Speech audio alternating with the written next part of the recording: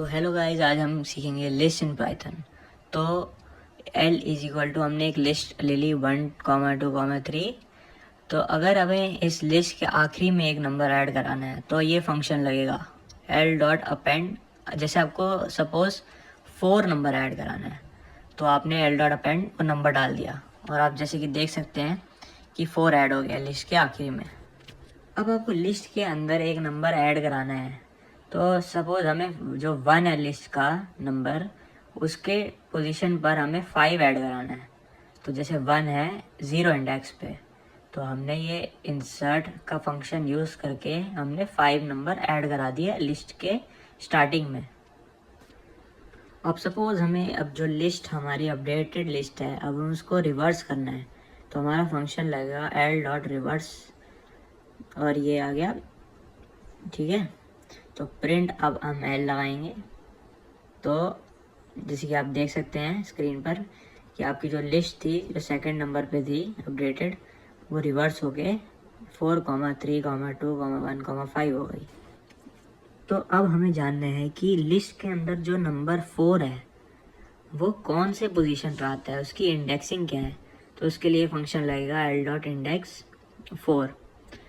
तो इससे हमें पता चल जाएगा कि जो 4 है वो कौन सी इंडेक्सिंग पे है। जैसे कि आप देख सकते हैं कि 4 0 इंडेक्स पे है, तो इसका आंसर आ गया हमारा आउटपुट में 0।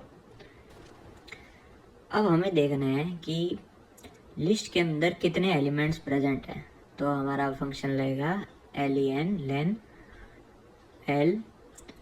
तो अब हमें पता चल जाएगा कि हमारी लिस्ट में कितने एलिमेंट्स प्रेजेंट हैं। जैसे कि आप देख सकते हैं कि 5 एलिमेंट्स प्रेजेंट है, 4 है, 3 है, 2 है, 1 है और 5 है। तो 5 एलिमेंट्स प्रेजेंट है। अब जो हमारी लिस्ट है हमें उसको असेंडिंग ऑर्डर में डालना है तो हम फंक्शन लगाएंगे L डॉट सॉर्ट। फिर हम प्रिंट करेंगे जिससे हमें पता चल जाएगा कि हमारी लिस्ट असेंडिंग ऑर्डर में है।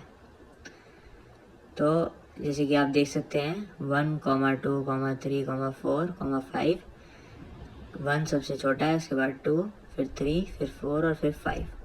अब जो अपडेटेड लिस्ट है हमें उसको डिसेंडिंग ऑर्डर में डिस्प्ले करना है तो हमारा ये लगेगा function L dot sort bracket में reverse is equal to true. और ध्यान रखिएगा कि जो ट्रू है उसका T कैपिटल होना चाहिए वरना आपका एरर आ जाएगा। तो अब हम इसको डिस्प्ले करने के लिए प्रिंट फंक्शन लगाएंगे। तो जैसे कि आप देख सकते हैं कि ये डिसेंडिंग ऑर्डर में हो गया, 5 सबसे बड़ा, फिर 4, फिर 3, फिर 2, फिर 1।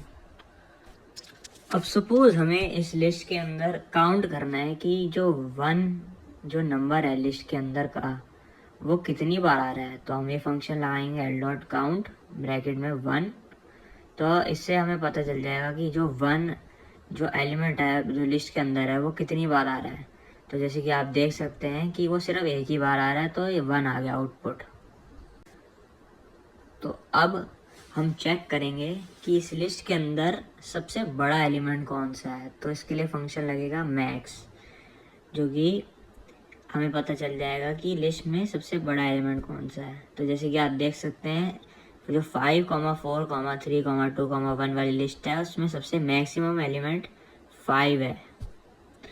और ऐसे ही सिमिलरली हम देखेंगे कि जो मिनिमम जो सबसे छोटा एलिमेंट है प्रेजेंट है जो लिस्ट के अंदर वो कौन सा है। तो इसके लिए फंक्शन लगाएंगे और जैसे कि आप देख सकते हैं कि जो 1 है वो सबसे छोटा एलिमेंट है जो लिस्ट के अंदर प्रेजेंट है।